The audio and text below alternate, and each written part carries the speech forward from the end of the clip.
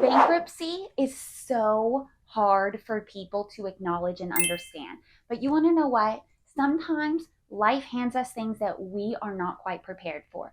So if you are thinking about bankruptcy or you have done so and you're looking to purchase a home, I want to help guide you on when you can purchase a home after bankruptcy.